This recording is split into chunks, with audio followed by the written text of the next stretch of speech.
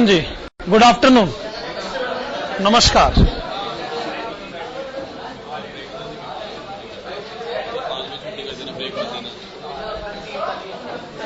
चलो 5 बजे छुट्टी कर देंगे, ये तो कंफर्म है। ठीक है, ब्रेक नहीं किया तो बाकी लोग ब्रेक हो जाएंगे।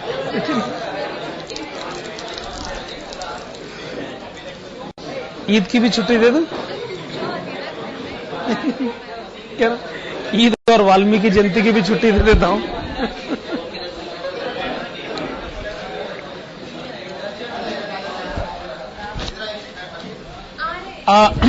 Yes, unit costing.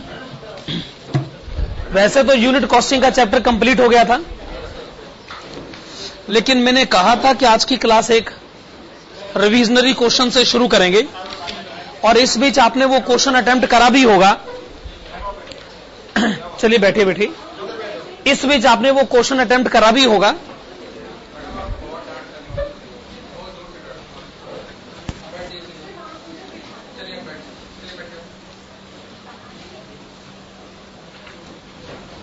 Okay, revisionary question number 16। Revisionary question number 16। मेरे ख्याल से आपने इसको जब अटेम्प्ट किया होगा तो इसके फर्स्ट पॉइंट में दिक्कत नहीं आई होगी, हो सकता है सेकंड पॉइंट में प्रॉब्लम रही होगी, लेकिन हम डायरेक्टली सेकंड पॉइंट पर आ नहीं सकते ना, फर्स्ट पॉइंट हमको पहले पढ़ना ही पड़ेगा। लेकिन okay, revisionary question number 16, this is on page number 1.14।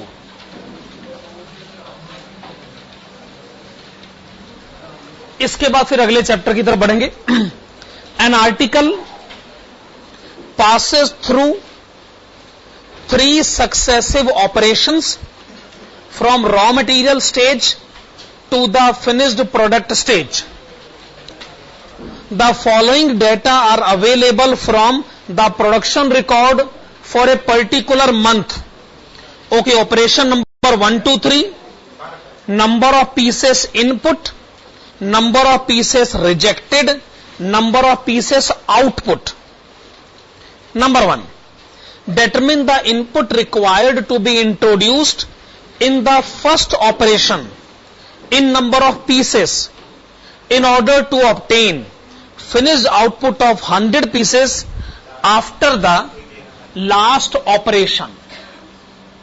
Second point हम बाद में देखेंगे, पहले क्वेश्चन के फर्स्ट रिक्वायरमेंट को डील कर लेते हैं, और वैसे ही कॉलम्स बनाइएगा जैसे वो पिछले क्वेश्चन में पिछली क्लास में हम बना रहे थे। ऑपरेशन, आउटपुट,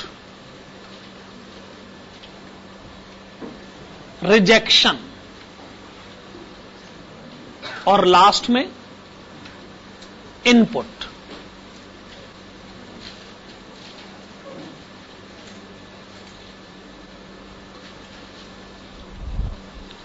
और ये कैलकुलेशन रिवर्स ऑर्डर में होगी। पहले ऑपरेशन नंबर 3 लिखा जाएगा, फिर ऑपरेशन नंबर 2, फिर ऑपरेशन नंबर 1। हां जी, तो आप ये कहते हैं कि लास्ट ऑपरेशन का आउटपुट होना चाहिए 100 पीसेस। एक बार फिर से, लास्ट ऑपरेशन का आउटपुट होना चाहिए 100 पीसेस। चलिए चलिए, ऑपरेशन नंबर 3 का आउटपुट लिखिए 100 पीसेस। आपको यह बताना है कि फर्स्ट ऑपरेशन में इनपुट कितना होना चाहिए, तो हम सिस्टम जानते हैं, यहां से हम यहां आएंगे, फिर इस तरीके से कैलकुलेशन आगे बढ़ेगी। एक वर्किंग नोट हमें बनाना पड़ेगा, और वर्किंग नोट की हेडिंग क्या होनी चाहिए? Rejection as percentage of output. आपने लिखा rejection as percentage of output. इसमें ऑपरेशन 3, ऑपरेशन 3 रिजेक्शन है 8000 यूनिट, आउटपुट है 40000 यूनिट।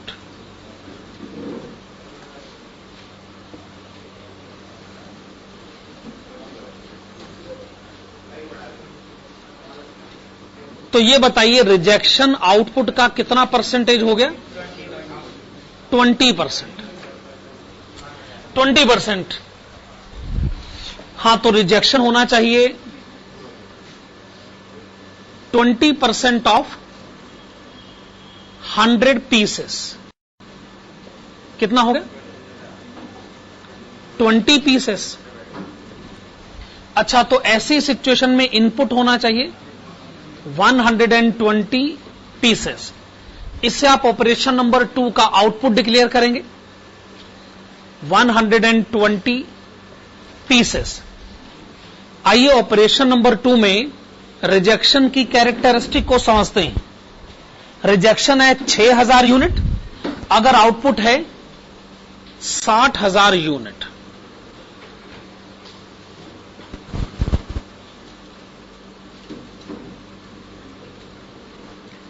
तो रिजेक्शन आउटपुट का कितना परसेंटेज हो गया? 10%। रिजेक्शन आउटपुट का 10% हो गया ना। 10% ऑफ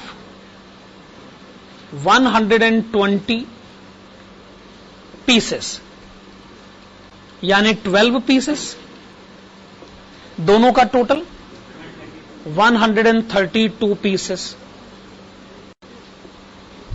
इससे हम ऑपरेशन नंबर 1 का आउटपुट डिक्लेयर करेंगे। Operation number 1। अब ऑपरेशन नंबर 1 में रिजेक्शन का परसेंटेज डिसाइड कर लेते हैं। रिजेक्शन है 20,000 पीस, अगर आउटपुट है 40,000 पीस।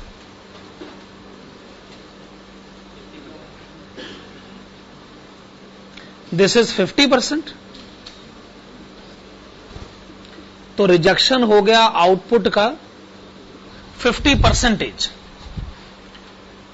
ओके, 50% ऑफ 132 पीसेस 66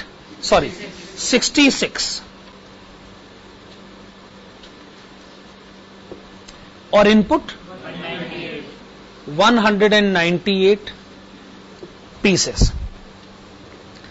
तो हमने सवाल का जवाब दे दिया। अगर आपको कहानी खत्म करनी है 100 पीसेस पर, तो आपको कहानी शुरू करनी पड़ेगी 198 पीसेस से। ठीक है ना? शायद क्वेश्चन आपसे यही पूछ रहा था ना। एक बार फिर से पढ़ लें। Determine the input required to be introduced in the first operation in number of pieces in order to obtain finished output of 100 pieces after the last operation। चलिए, ये क्वेश्चन की फर्स्ट रिक्वायरमेंट को हमने डील करा।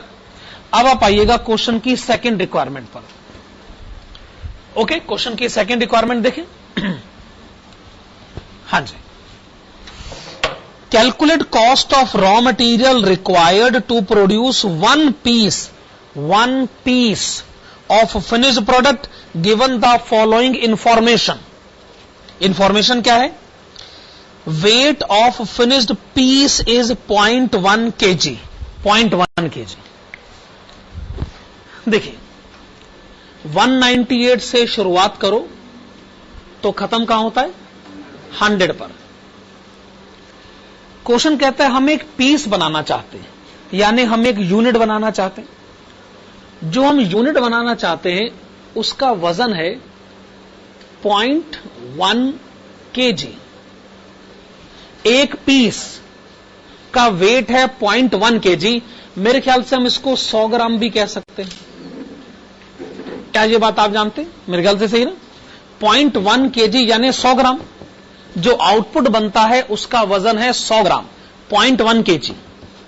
तो ये बताइए, इसे बनाने के लिए शुरुआत कहां से करी जाए?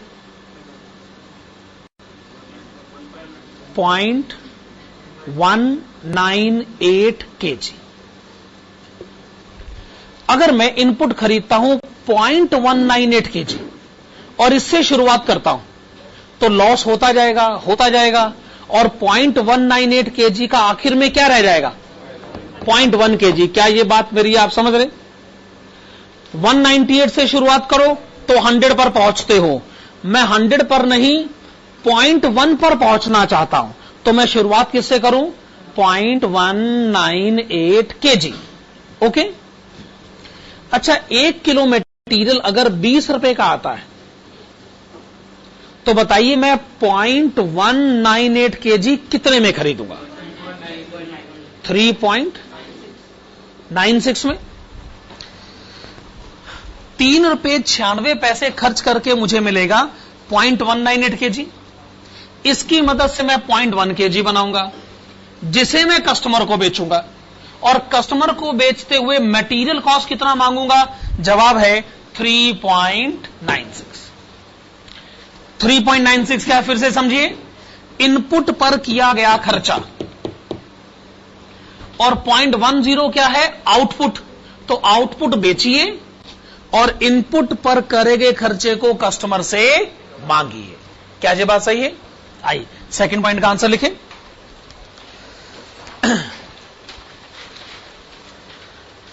लिखेगा, it has been established that, it has been established that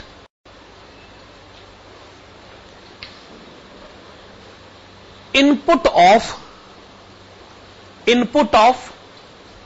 198 pieces, input of 198 pieces produces output of 100 pieces। यह बात साबित करी जा चुकी है ना कि इनपुट 198 पीसेस हो तो आउटपुट 100 पीसेस बनकर आता है। Hence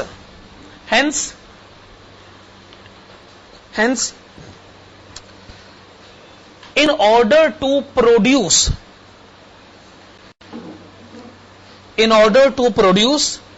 output of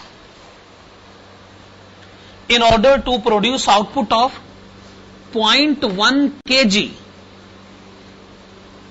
in order to produce output of 0.1 kg, comma, input of 0.198 kg, input of 0.198 kg is required to be introduced. Input of 0.198 kg is required to be introduced, which is to be purchased, for rupees, which is to be purchased for rupees 3.96। 3.96 के bracket में लिखेगा 0.198 multiplied with 20। ठीक है ना? Therefore material cost of rupees 3.96, material cost of rupees 3.96 is to be recovered from the customer. Material cost of rupees 3.96 is to be recovered from the customer by selling one piece having weight, वजन, having weight of 0.1 kg। तो हो गया इस question का answer. मैंने कहा ही था इस क्वेश्चन से शुरुआत करेंगे, और मेन क्लास शुरू करने का टाइम भी हो गया। चलिए फिर शुरू करते हैं।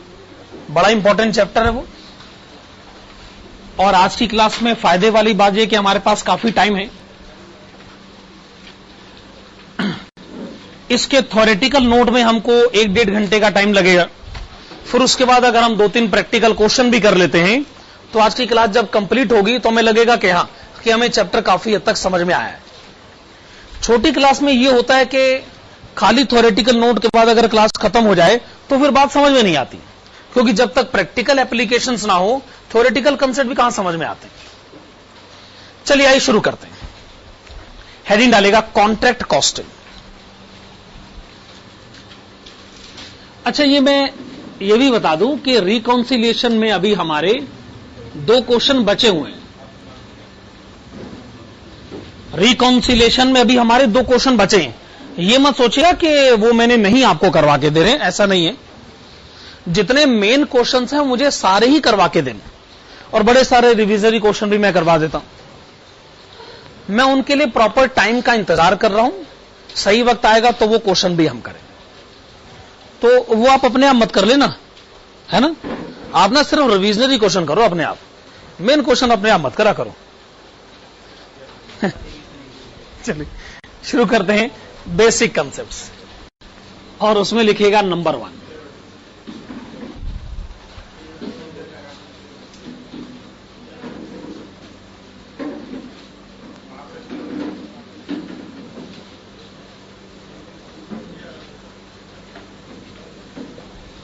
हाँ जी,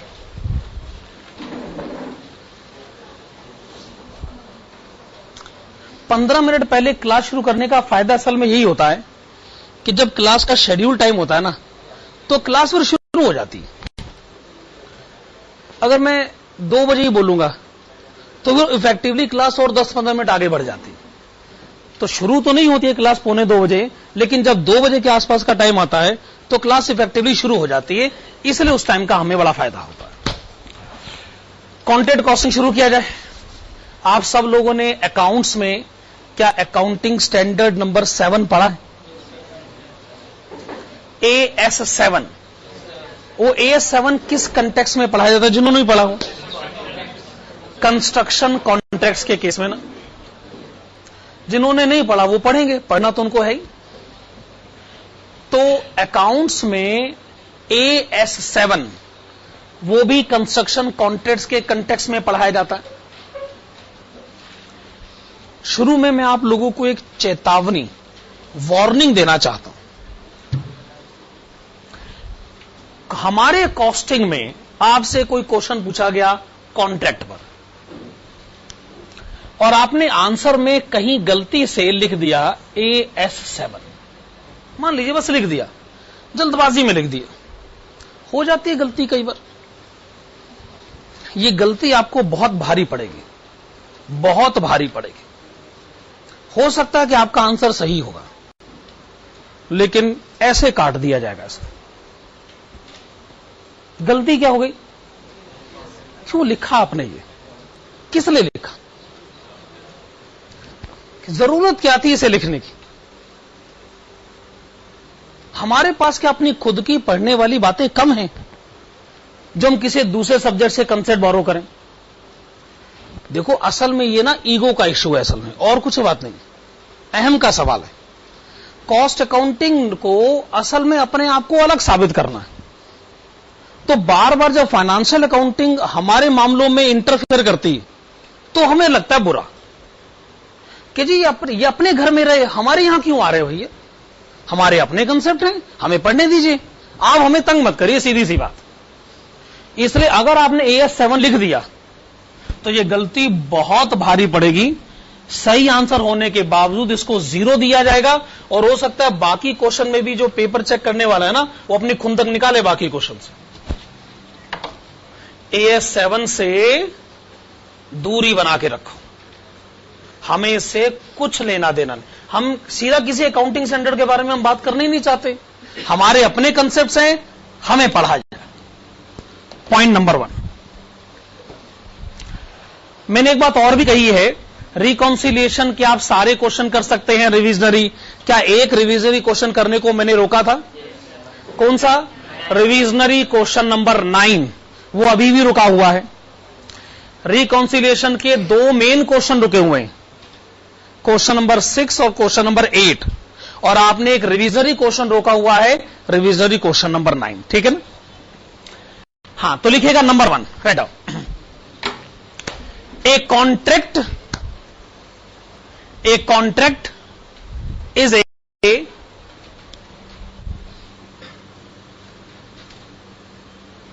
बिग जॉब। बिग जॉब यानी बड़ा काम। बिग जॉब यानी बड़ा काम। A contract is a big job generally requiring. A contract is a big job generally requiring the execution period. Generally requiring the execution period of more than 1 year। more than 1 year। ठीक बात कही ना। एक building बनाने में या किसी भी कंस्ट्रक्शन वर्क में अगर 2, 3, 4, 5 साल का टाइम लग जाता है तो ये कौन सी बड़ी बात है। अक्सर 1 साल से ज्यादा का ही टाइम लगता है। वही बात हमने कही है, कॉन्ट्रैक्ट एक बड़ा काम होता है जिसको एग्जीक्यूट करने में 1 साल से ज्यादा का टाइम लग जाता है। आगे लिखेगा हाउएवर, लेकिन। हाउएवर, ये अभी पॉइंट नंबर 1 चल रहा है। However the books of accounts must be closed. The books of accounts must be closed at the end of each accounting year. The books of accounts must be closed at the end of each accounting year, ignoring the percentage of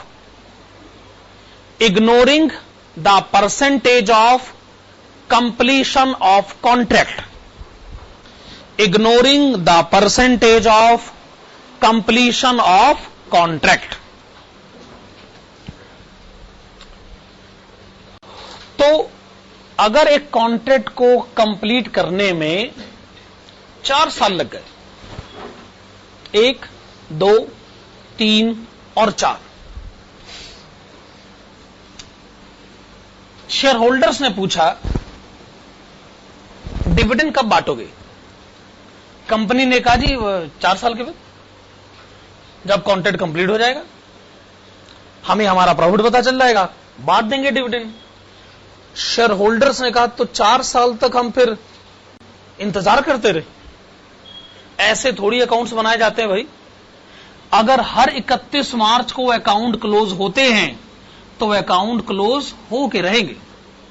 आपका ये बहाना काम नहीं करेगा कि भाई जब building बनी नहीं, बिल्डिंग पर काम चल रहा है, हम अकाउंट क्लोज कैसे कर सकते। अकाउंट का क्लोज किया जाना कॉन्ट्रैक्ट के कंप्लीट होने पे डिपेंडेंट नहीं है। 31 मार्च आ गई, अकाउंट क्लोज होके रहेंगे, भले ही आपने काम अभी अभी शुरू करा हो या भले ही काम बस खत्म होने वाला हो, हम काम के खत्म होने का इंतजार नहीं करेंगे। यही बात हमने पॉइंट नंबर 1 में कही है। बात समझ में आ रही है। एक कॉन्ट्रैक्ट को कंप्लीट होने में अगर 1 से ज्यादा साल लग जाते हैं, हम कॉन्ट्रैक्ट के खत्म होने का इंतजार नहीं करेंगे और हर बुक क्लोजिंग की डेट को हम अकाउंट क्लोज कर देंगे।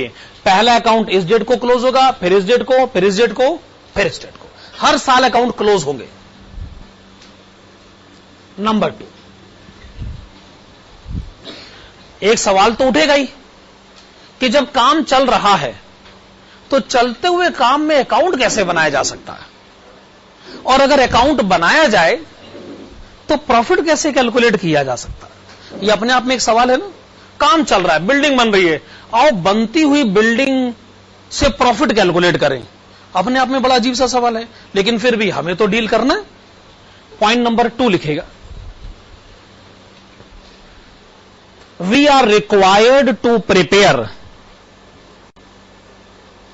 We are required to prepare a separate account,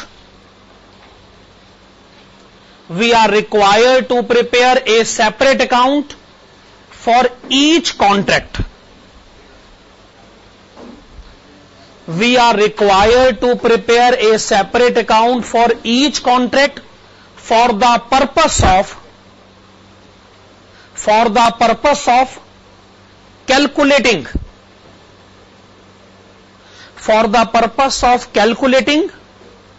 the profit or loss, for the purpose of calculating the profit or loss from each such contract, from each such contract.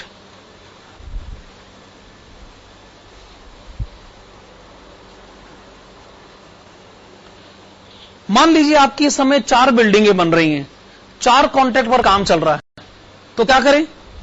Her contract का एक account बनाइए। किस लिए? ये जानने के लिए कि इस कॉन्ट्रैक्ट से प्रॉफिट कितना है और उस कॉन्ट्रैक्ट से प्रॉफिट कितना। ठीक है ना? इसी के आगे लिखेगा द अमाउंट ऑफ प्रॉफिट और loss, the amount of profit और loss, comma, so computed, the amount of profit or loss, comma, so computed, फिर comma, is to be transferred to,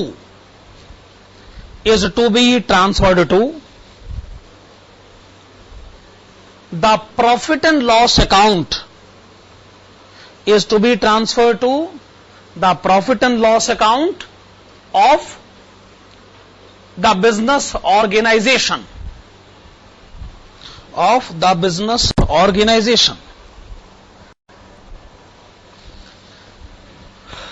हाँ जी। तो जैसे डीएलएफ कंस्ट्रक्शन कंपनी है जो आजकल बड़ी चर्चा में है, अगर वो ये कहे कि जी एक तो है कॉन्ट्रैक्ट नंबर 1 हमारा, दूसरा कॉन्ट्रैक्ट नंबर 2 और तीसरा कॉन्ट्रैक्ट नंबर 3, इस समय हमारे टोटल बस ये 3 कॉन्ट्रैक्ट पे काम चल रहा है। हमने कहा फिर आपने हर एक कॉन्ट्रैक्ट का एक एक अकाउंट बना लिया होगा। कॉन्ट्रैक्ट नंबर 1 पर आपने जितने खर्चे करे जरूर वो डेबिट साइड पे लिखे होंगे, इनकम क्रेडिट साइड पे लिखी होगी। Similarly contract number 2 and contract number 3, हो सकता है कि आपने कॉन्ट्रैक्ट नंबर 1 से प्रॉफिट कमा लिया, हो सकता है कॉन्ट्रैक्ट नंबर 2 से आपको लॉस हुआ हो सकता है कॉन्ट्रैक्ट नंबर 3 से आपको प्रॉफिट हो गया हो। तो आप कैलकुलेट करिए, इस हिसाब कैलकुलेट करिए कि कितना प्रॉफिट है और कितना लॉस है। आप कैलकुलेट करिए और क्या करिएगा, जो भी प्रॉफिट या लॉस है आप उसे अपनी कंपनी के overall profit and loss account में ट्रांसफर करिए। कैसे? मान लीजिए ये डीएलएफ कंपनी का प्रॉफिट एंड लॉस अकाउंट, अगर आपने पहले कॉन्ट्रैक्ट से प्रॉफिट कमाया, ये कहां जाएगा? Profit and loss account, credit side. क्या ये बात सही? आपने तीसरे से कमाया, ये भी profit and loss account, credit side पर ही जाएगा ना। दूसरे से आपको लॉस हुआ, ये कहां भेज दिया जाएगा? Profit and loss account, debit side. हमने कंपनी से पूछा बताइए आपका टोटल प्रॉफिट कितना है, तो उनका जवाब क्या होगा? 1 से कमाया जमा तीसरे से कमाया माइनस दूसरे में गवाया, ये जो बैलेंस आएगा ये कंपनी का ओवरऑल प्रॉफिट होगा, और अगर बैलेंस इधर आया तो ये कंपनी का ओवरऑल लॉस होगा। मेरे ख्याल से यही हम कहने की कोशिश कर रहे हैं। अब बात अपने आप में क्लियर है। आपके जितने कॉन्ट्रैक्ट हैं हर एक अकाउंट बनाइए, हर एक से प्रॉफिट लॉस की फिगर पता करिए, और जो प्रॉफिट लॉस की फिगर है वो आप बिजनेस ऑर्गेनाइजेशन के प्रॉफिट एंड लॉस अकाउंट में ट्रांसफर करिए। पॉइंट नंबर 3 लिखा जाए, पॉइंट नंबर 3 लिखा जाए, it may be quite possible that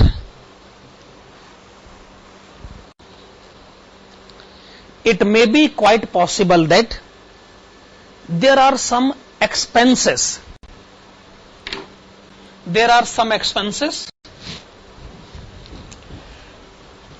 which cannot be identified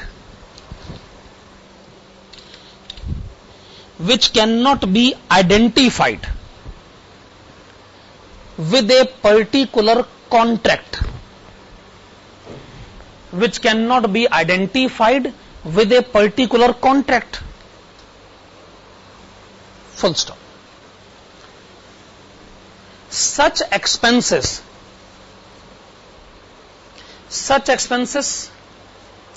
cannot be charged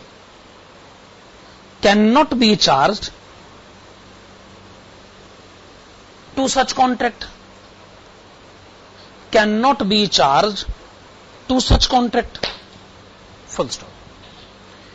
In fact, it is to be directly charged in. It is to be directly charged in profit and loss account.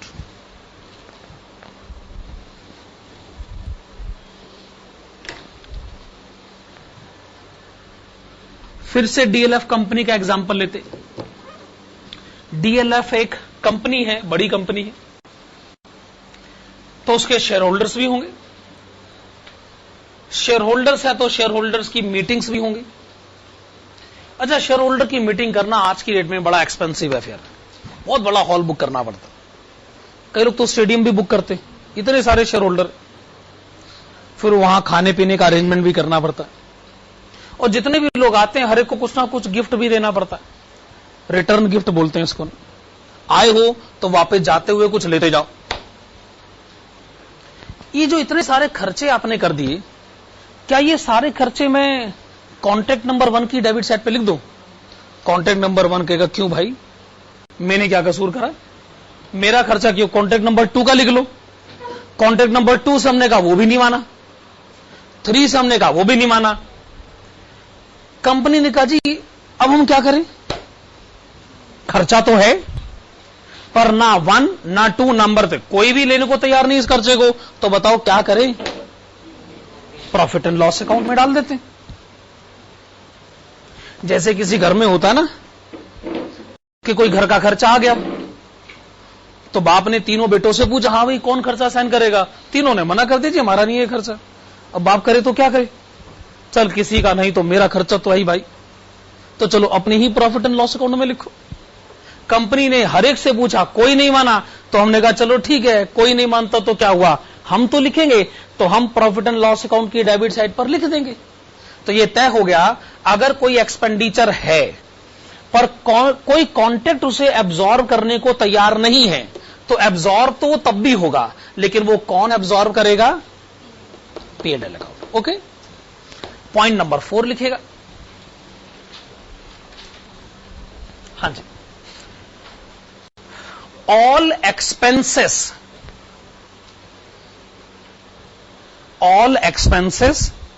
relating to the contract,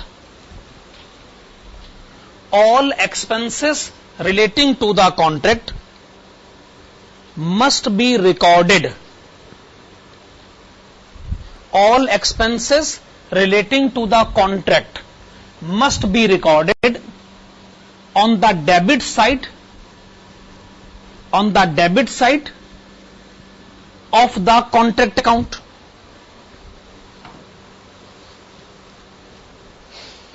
ठीक है ना, expenses debit side पर ही आते हैं ना, हम भी तो वही करें। कॉन्ट्रैक्ट के जितने खर्चे हैं सब कॉन्ट्रैक्ट की डेबिट साइड पे लिख दीजिए। आगे लिखेगा, the aggregate of such expenses, the aggregate of such expenses are technically known as, the aggregate of such expenses are technically known as inverted commas में लिखेगा, cost of contract to date। आपने लिखा cost of contract to date. तो जब आप contract account बनाएं, debit side पर सारे एक्सपेंसेस लिखें, फिर उन एक्सपेंसेस का टोटल कर दें, और टोटल को आप क्या नाम दें? Cost of contract to date. यानी इस कॉन्ट्रैक्ट पर आज की डेट तक इतनी कॉस्ट हो चुकी है। मेरे ख्याल से टर्म अपने आप में सही है ना। कल को हो सकता है कि आप ऐसा क्वेश्चन भी डील करें कि जिसमें कॉन्ट्रैक्ट फुल्ली कंप्लीट हो चुका हो, तो आप ऐसी सिचुएशन में ये टू डेट मत लिखिएगा, बाकी आप क्या लिखेंगे, कॉस्ट ऑफ कॉन्ट्रैक्ट। तो काम चल रहा है तो लिखे cost of contract to date, काम खत्म हो गया है तो लिखे कॉस्ट ऑफ कॉन्ट्रैक्ट। सिंपल सा पॉइंट है। ये हमने लिखा पॉइंट नंबर 4। चलिए पॉइंट नंबर 5 लिखेगा। पॉइंट नंबर 5 लिखेगा,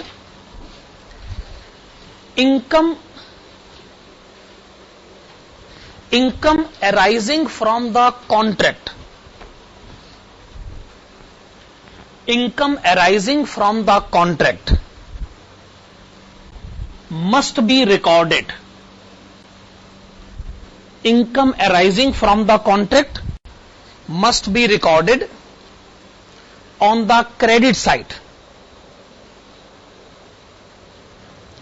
must be recorded on the credit side, and it is to be presented, and it is to be presented in the following manner, it is to be presented in the following manner। हाँ, जैसे आप कहते हैं expenses debit side पर, वैसे income credit side पर। तो income को क्रेडिट साइड पर लिखिएगा और उसे इस तरीके से प्रेजेंट करिएगा कि जैसा कि हम बता रहे। तो आप अकाउंट बना लीजिए, debit side and credit side. तो जब आप कॉन्ट्रैक्ट अकाउंट बनाएं तो इनकम को अकाउंट की क्रेडिट साइड पर लिखिएगा और कुछ इस ढंग से प्रेजेंट करिएगा, by work in progress.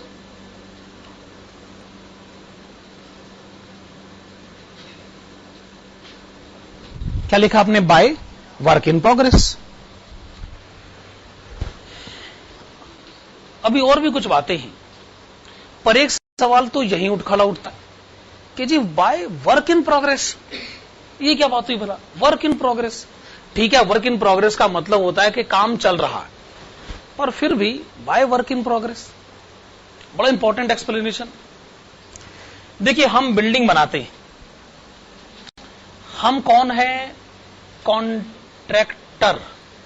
Contractor spelling CONTRACTOR, और जिसके लिए बिल्डिंग बनाई जा रही है वो कौन है, कॉन्ट्रैक्टी। अगर हम कॉन्ट्रैक्टी के लिए बिल्डिंग बना रहे हैं तो कॉन्ट्रैक्टी से हमको पैसे मिलने चाहिए भाई, आखिरकार हम उसके लिए काम करेंगे तो बाद में हमें पैसे नहीं देगा। तो अकाउंट्स ये कहते हैं कि पैसे लेने से पहले आप उसको अपना डेटर बनाइए। एंट्री होनी चाहिए कॉन्ट्रैक्टी अकाउंट डेबिट, उसको डेबिट करोगे तभी तो वो आपका डेटर बनेगा, टू कॉन्ट्रैक्ट अकाउंट। ऐसा करने से कॉन्ट्रैक्ट अकाउंट की क्रेडिट साइड पर एंट्री आ जाएगी। आप कॉन्ट्रैक्ट की क्रेडिट साइड पर एंट्री अब भी लिख रहे, पर आप पता नहीं क्यों वर्क इन प्रोग्रेस लिख रहे, जबकि कॉन्ट्रैक्ट ही आपका डेटर है। अच्छा, कल को वो पैसे दे देगा ना, तो वो हमने कब मना किया, पैसे ले लेना उससे और एंट्री पास कर देना bank account debit to contractee account. वो तो बात की बात है ना, पैसे देगा नहीं देगा वो तो बात की बात है। पहले आप उसको अपना डेटर बनाइए, फिर उससे कैश रिसीव करिए। अगर ये एंट्री सही है तो कॉन्ट्रैक्ट अकाउंट अगर बनाया जाए तो क्रेडिट साइड पर क्या लिखा जाना चाहिए, बाय कॉन्ट्रैक्टी अकाउंट, जबकि मैं लिख रहा हूं by work in progress account. तो बड़ा सवाल तो यही उठता है पहले कि आखिरकार मैं कॉन्ट्रैक्टी को अपना डेटर क्यों नहीं बना रहा हूं और उसके बदले मैं वर्क इन प्रोग्रेस टर्म क्यों यूज कर रहा हूं। अब इस सवाल का जवाब ढूंढा जाए। कॉन्ट्रैक्ट का सिस्टम कुछ ऐसा है कि जब तक काम खत्म नहीं हो जाता ना, कोई किसी का डेटर नहीं, कोई किसी का क्रेडिटर नहीं। जैसे मान लीजिए हमने अपने घर में एक प्लम्बर से काम करवाना था। तय हो गया कि यह काम चलेगा 4 घंटे और मैं इस काम के प्लम्बर को दूंगा 400 रुपए। 4 घंटे 400 रुपए, काम खत्म। अच्छा, काम करते हुए 1 घंटा बीत गया तो प्लम्बर हमारे पास आया, कहता जी एक्चुअली मैंने अपने काम से थोड़ा सा ब्रेक लिया और मैंने सोचा क्यों ना ब्रेक के दौरान मैं अपने अकाउंट्स बना लूं। हमने कहा कि क्या बात हुई भला, हमारे यहां भी स्टूडेंट ब्रेक्स लेते हैं, ब्रेक्स में तो चाय पीने के लिए जाते, तुम ब्रेक में अकाउंट बनाते हो? कहता हाँ जी हम तो ऐसे ही करते हैं। अच्छा बताओ फिर मैं क्या कर सकता हूं? कहता जी कुछ सवाल जवाब थे मेरे पास कुछ सवाल हैं, आपके पास जवाब होंगे। कहता जी 1 घंटा हो चुका है, 4 घंटे के 400 रुपए, 1 घंटे के 100 रुपए। मैंने कहा तो मैं क्या करूं? कहता जी 100 रुपए दो, अगर मैं ना दूं तो? उसने कहा अच्छा सोच लो। क्या कर लोगे? क्या कर लूंगा? मैं अपने बुक्स ऑफ अकाउंट्स में आपको अपना डेटर लिख दूंगा। क्या मतलब मैं लिख दूंगा कि मैंने आपसे 100 रुपए लेने, नहीं तो 200 रुपए दो मेरे को, नहीं तो मैं तुम्हें अपने अकाउंट्स में अपना डेटर लिखूंगा और तुम भी अकाउंट्स बनाओ और मुझे अपना क्रेडिटर लिखो। मैं लिखूंगा कि मैंने तुमसे 100 रुपए लेने हैं, तुम लिखो कि तुमने मुझे 100 रुपए देने। हमने कहा भाई साहब बड़ी मेहरबानी आपकी, आपने 1 घंटे के बाद ब्रेक लिया, आप तो 1-1 मिनट के बाद भी ब्रेक ले सकते थे। फिर पता है क्या हालात होते? 1 घंटे के 100 रुपए, 1 मिनट का 60 से डिवाइड करो, 1.67। हर 1 मिनट के बाद आ जाना मेरे पास। 1 मिनट बीत गया, 1.67 दो, नहीं तो तुम्हें अपना डेटर बना दूंगा। मैंने कहा ये डेटर बना दो, गाली दे रहे हो क्या धमकी दे रहे हो? बना दो डेटर। कल को ये मामला 1 सेकंड पर पहुंचेगा। अरे भाई क्या हमारे अकाउंट्स इतने कमजोर हैं? क्या कंसेप्ट इतना कमजोर है कि हर 1 मिनट के बाद, हर 1 सेकंड के बाद लोग एक दूसरे को अपना डेटर और क्रेडिटर बनाना शुरू कर देंगे? क्या ये कंसेप्ट है? क्या डेटर क्रेडिटर का रिलेशनशिप इतना कमजोर है कि कोई भी किसी को अपना डेटर और क्रेडिटर बना देता? ऐसा नहीं होना चाहिए ना। अरे इनकम टैक्स एक्ट में भी पढ़ाया गया है, अगर आपने एक एम्प्लॉय को नौकरी पे रखा, महीने के 3000 रुपए आप उसे देते हो, इसका मतलब आप उसे एक दिन के कितने रुपए देते हो? 100 रुपए। अब एम्प्लॉय हर रोज आ जाता है, हम उससे क्या है, कहता जी 100 रुपए लेने हैं आपसे। किस बात के? आज के 100 रुपए। अच्छा कोई बात नहीं, मत दो, लेकिन लिख तो लो। क्या लिख लो? डेटर एंड क्रेडिटर लिख लो कि आपने मुझे देने। ये क्या बात हुई भला? अरे भैया हम नहीं लिखेंगे, नहीं मैंने 1 दिन काम किया, आप मुझे उसको पैसे दो, नहीं तो लिखो कि मैं आपका क्रेडिटर हूं। कंसेप्ट है कि नहीं? कल को आप हॉस्टल में रहते हो, रूम का रेंट 3000, 1 दिन का रेंट 100 रुपए। आपका लैंडलॉर्ड हर रोज आ जाता आपके पास, कहता जी वो 100 रुपए लेने आया हूं। आपने कहा जी हर रोज 100 रुपए दूंगा, महीने के आखिर में 3000 दूंगा ना। कहेगा ठीक है, वो ठीक है, लेकिन लिखो लिखो लिखो। आपको जी इतना तो लिखता रहता हूं क्लास में, और क्या लिखो? लिखो कि मैं तुम्हारा क्रेडिटर हूं। फिर 2 दिन के बाद फिर आ गया, कहता जी वो 200 रुपए 200 रुपए। 3 दिन के बाद वो दूर से इशारे करने लगा, भाई साहब 300 लेने, 300। क्या कंसेप्ट है ना? आपको इनकम टैक्स एक्ट में एक कंसेप्ट पढ़ाया जाता है, उसको बोलते हैं ड्यू बेसिस। सुना कभी ड्यू बेसिस? इसका मतलब महीने की आखिरी तारीख को सैलरी ड्यू होगी। अगर आखिरी तारीख को एम्प्लॉयर एम्प्लॉय को सैलरी न दे तो इसका मतलब हां अब डेटर क्रेडिटर रिलेशनशिप एग्जिस्ट कर गया। ये हर रोज डेली बेसिस पर एग्जिस्ट नहीं करेगा, हर रोज मिनट बेसिस पर, सेकंड बेसिस पर यह एग्जिस्ट नहीं करेगा। काम पूरा खत्म करिए, पैसे पूरे ले जाइए। ऐसे हर थोड़ी देर बाद आप हमें तंग मत करिए कि ये मेरा डेटर है और ये मेरा क्रेडिटर है। ऐसा दुनिया में कहीं नहीं होता। अगर आपने किसी दर्जी से शर्ट सिलवाने के लिए कपड़ा दिया तो जी वो काम खत्म करे, पैसे पूरे ले जाए। वो आपके घर बीच में नहीं आ सकता, जी आधी शर्ट तो मैंने सिल दी, तो किस लिए आए हो? जी आधे पैसे लेने आए। आधी तो शर्ट मैंने सिल दी ना, तो आधे पैसे के लिए तुम मेरे डेटर बन गए। ये क्या बात हुई भला? ये नहीं हो सकता। सिमिलरली मान लीजिए आपने यहां पटेल नगर से लक्ष्मी नगर जाने के लिए एक ऑटो हायर करा, 50 रुपए में तय हो गया। बीच रास्ते में कहता जी बस आज एक्चुअली बस मुझे यहीं तक आना था, मैं आगे जाना नहीं चाहता जी। हमने पूछा फिर क्या करें? कहता जी 25 रुपए दे दो, क्योंकि मैंने आपको आधा रास्ता तय करवा दिया। 25 रुपए तो आप उसे दोगे नहीं।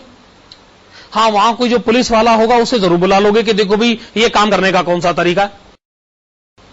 जब इसका मेरा एग्रीमेंट हुआ कि लक्ष्मी नगर जाना है तो लक्ष्मी नगर जाना है भाई, बीच रास्ते में कैसे तय कर सकता है? मान लो ऑटो वाला भी लड़ पड़ा, आप भी लड़ पड़े, और आप दोनों का केस अदालत पहुंच गया। अदालत में आपका वकील एक तरफ, उसका वकील एक तरफ। उसके वकील ने दलील दी कि माना लक्ष्मी नगर ले जाने की बात तय हुई थी, पर इस बात से इनकार कैसे किया जा सकता है कि आधा रास्ता इसको हमने तय करवाया, तो आधे पैसे तो बनते। आपका वकील क्या दलील देगा? कि एग्रीमेंट बीच रास्ते में छोड़ने का नहीं था, एग्रीमेंट था कि पूरा रास्ता तय करा जाएगा। आधे अधूरे पैसे नहीं दिए जा सकते। पैसे वापस होंगे तो सारे वापस होंगे, एक भी रुपया नहीं दिया जाएगा। ये कॉन्ट्रैक्ट है कि नहीं? कल को आप फिल्म देखने के लिए जाएं, फिल्म चल रही है, देख रहे हैं आप भी। अच्छा, फिल्म 80% कंप्लीट हो गई, आप देख रहे हैं, अचानक फिल्म उन्होंने रोक दी। उन्होंने कहा जी बस एक्चुअली फिल्म इतनी बनी थी खाली, हमने सोचा चलो इतनी दिखाते। चलो कोई बात नहीं, चूंकि हमने आपको 80% फिल्म दिखा दी है तो प्रोपोर्शनेटली 80% पैसे हमारे बनते हैं। आपने 100 रुपए की टिकट थी, 20 रुपए वापस ले जाइए। आपको 20 रुपए, अब हम बताते हैं हम क्या कर सकते हैं, है ना। अब यहां इंडियन पब्लिक अपना रुतबा दिखाएगी कि जी पहले तो हम लोग सारी कुर्सियां फाड़ेंगे और 20 रुपए के हम 2000 मांगेंगे आपसे। आधी फिल्म बताओ। किसी को फिल्म देखते हुए बीच में रोक देना पता है कितना बड़ा गुनाह है? मतलब इसे बर्दाश्त नहीं किया जा सकता। ये बहुत बड़ा गुनाह है कि नहीं, कि फिल्म चल रही है और उसको बीच में रोक दिया जाए। वो एक बार लाइट चली जाए तो आप लोगों का कितना शोर शुरू हो जाता है कि इतना महान काम हमारा चल रहा था, बीच रास्ते में रोक दिया गया। तो आप इस बात को समझिए कि जब तक काम खत्म नहीं हो जाता तब तक कोई किसी का डेटर नहीं, कोई किसी का क्रेडिटर नहीं। इसलिए फैसला किया गया कि एक काम चलाऊ शब्द इस्तेमाल किया जाए, और वो काम चलाऊ शब्द क्या है? Work in progress. हम वो भी क्वेश्चन करेंगे जिसमें काम खत्म हो जाएगा, और अगर काम खत्म हो जाए तो कॉन्ट्रैक्टी को अपना डेटर बनाने में मुझे कोई एतराज नहीं। पर जब तक काम चल रहा है कॉन्ट्रैक्टी हमारा डेटर नहीं है, और इसलिए हम टर्म कौन सा यूज करेंगे? Work in progress. इसके दो हिस्से करे जाएंगे। एक है वैल्यू ऑफ वर्क सर्टिफाइड, एक है वैल्यू ऑफ वर्क सर्टिफाइड, और दूसरा है कॉस्ट ऑफ वर्क अनसर्टिफाइड।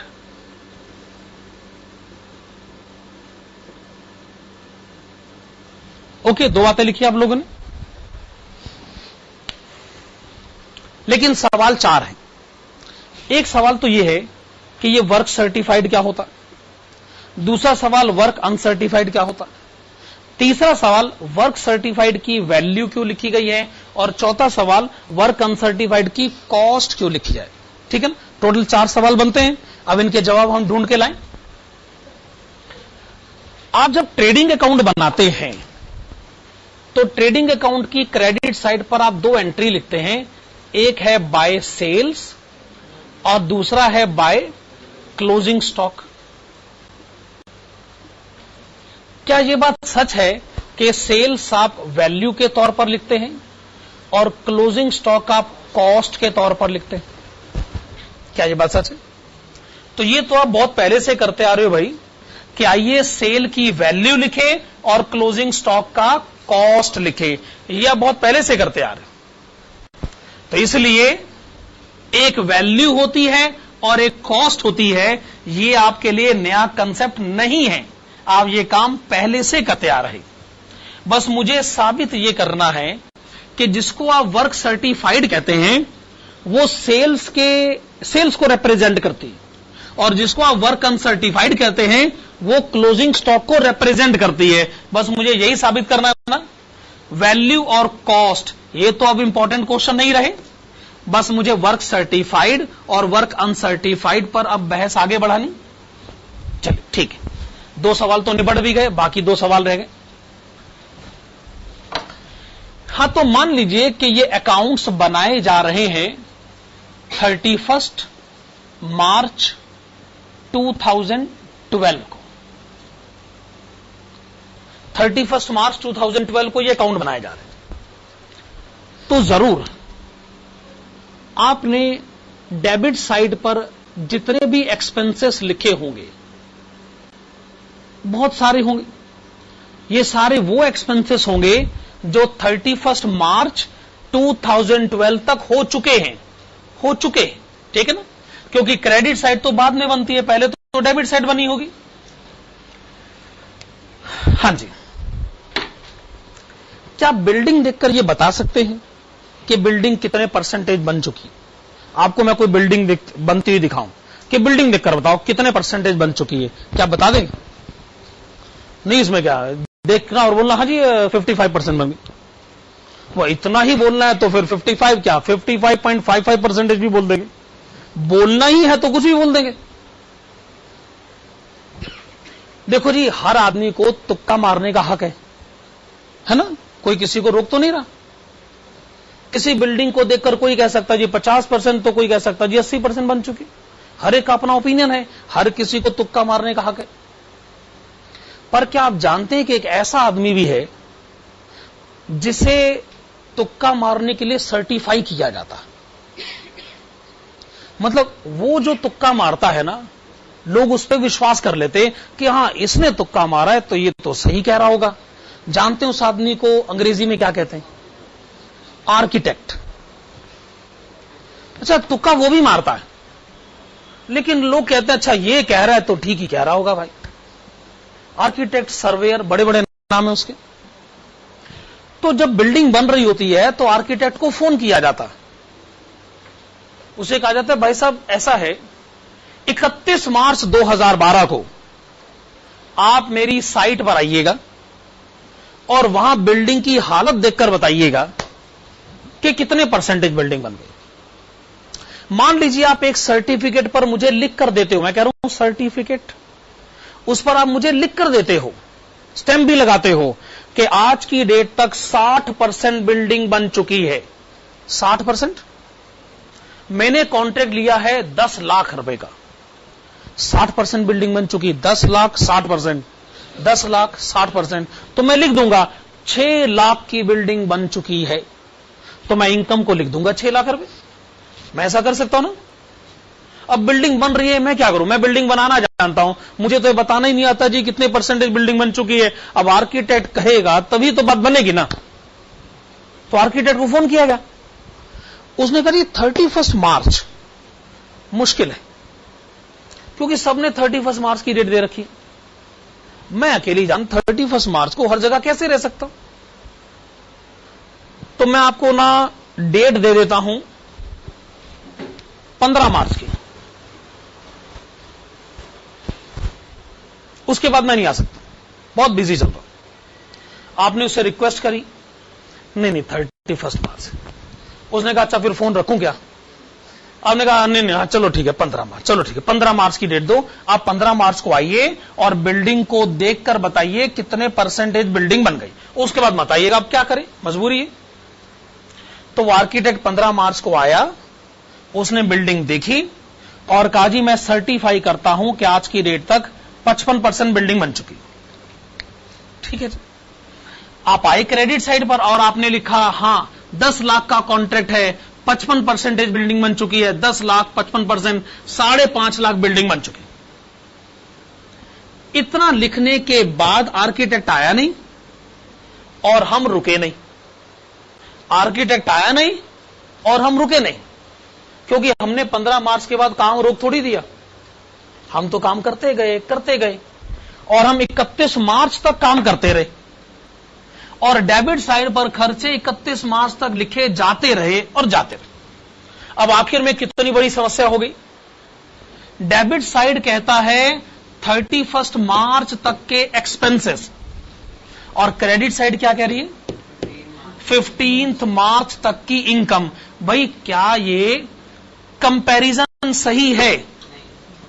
क्या 31 मार्च का खर्चा 15 मार्च की इनकम से कंपेयर किया जा सकता है? बात गलत है ना, बात गलत है। अब करें तो क्या करें? हमने इसका एक इलाज निकाला कि डेबिट साइड पर जितने भी खर्चे थे उसको हमने 2 टुकड़ों में बांट दिया।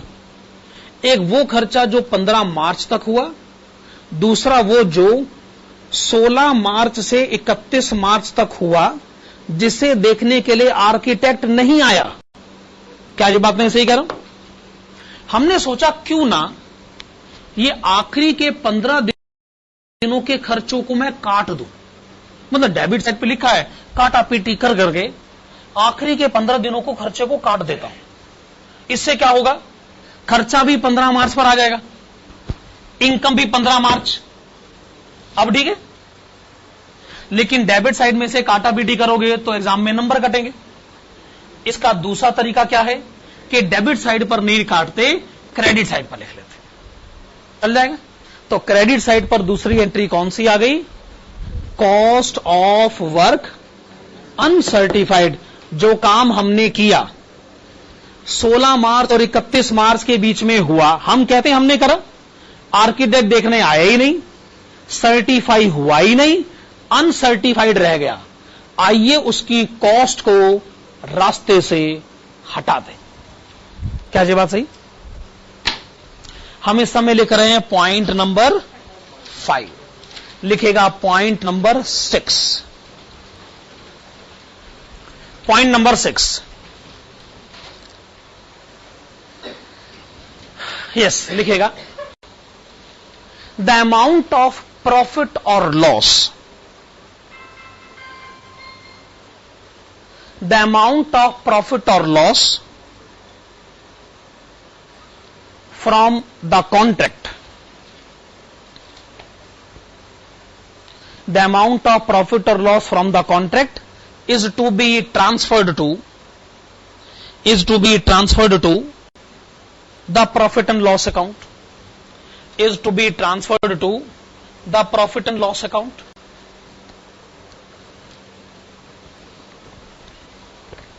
ये बात तो हम पहले भी कह चुके हैं ना, ये बात हम दूसरी बार कह रहे हैं, पर हम ये बात क्यों कह रहे हैं? इसी के आगे लिखेगा however, लेकिन, however, if the contract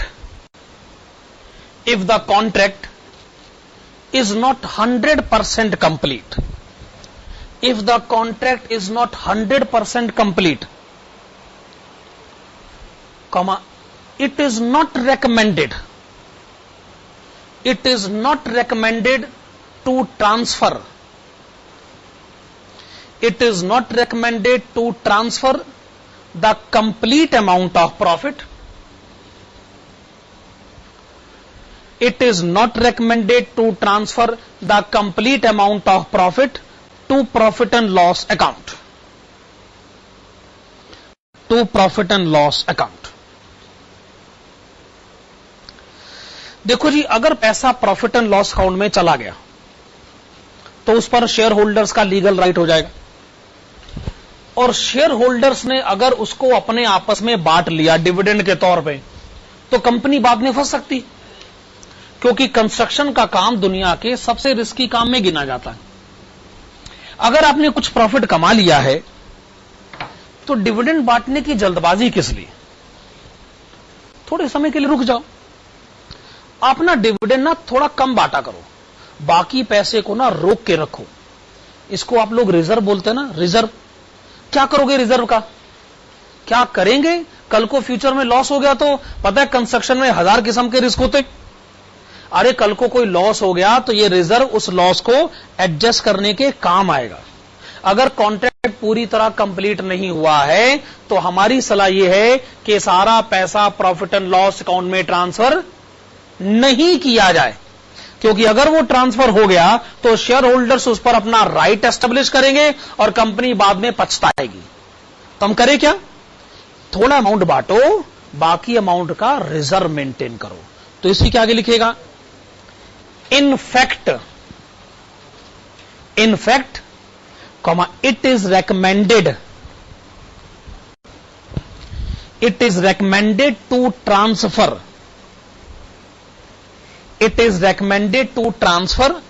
only a part of profit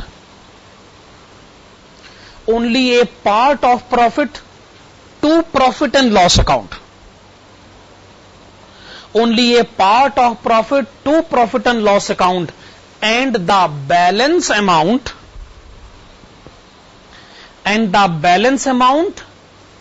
is to be created as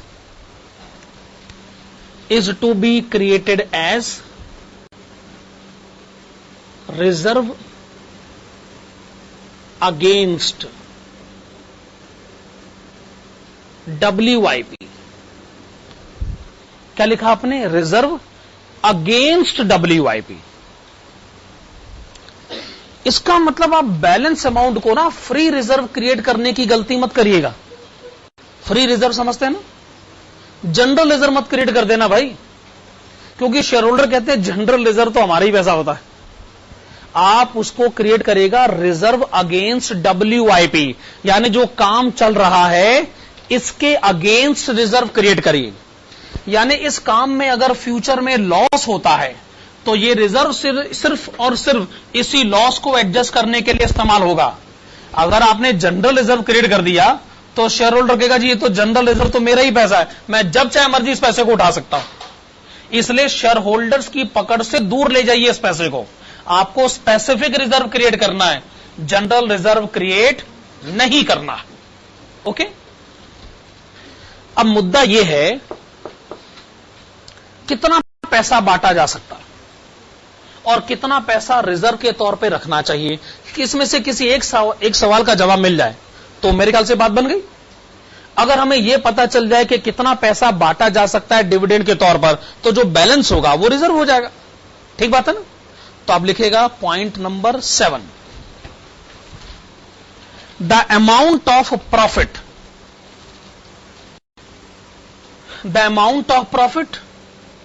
to be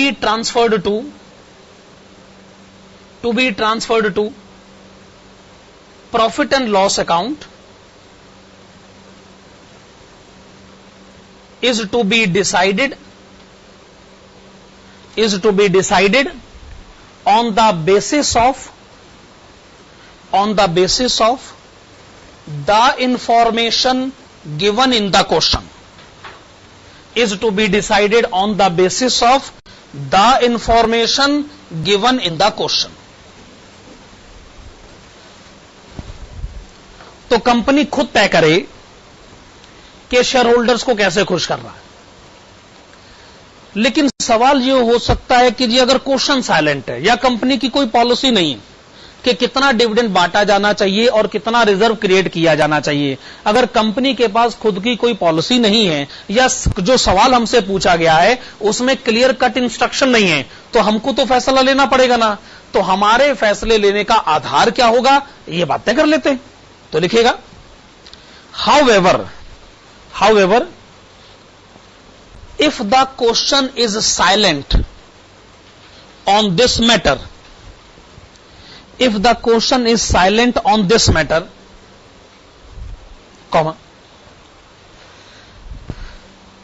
the amount of profit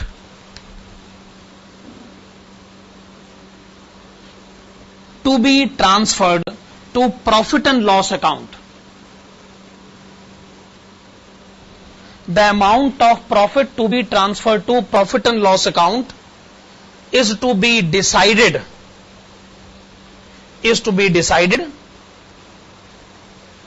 in the following manner.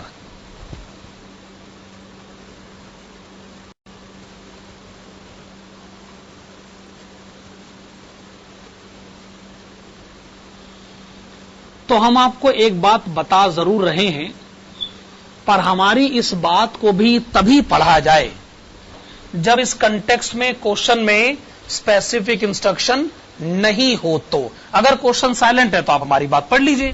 दो कॉलम्स हैं, पहले कॉलम की हेडिंग है percentage of work certified to date और दूसरे column की heading है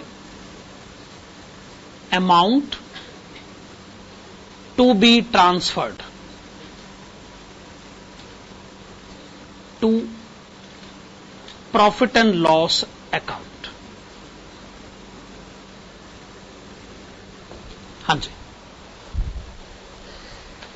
एक है percentage of work certified to date और दूसरा है amount to be transferred to profit and loss account.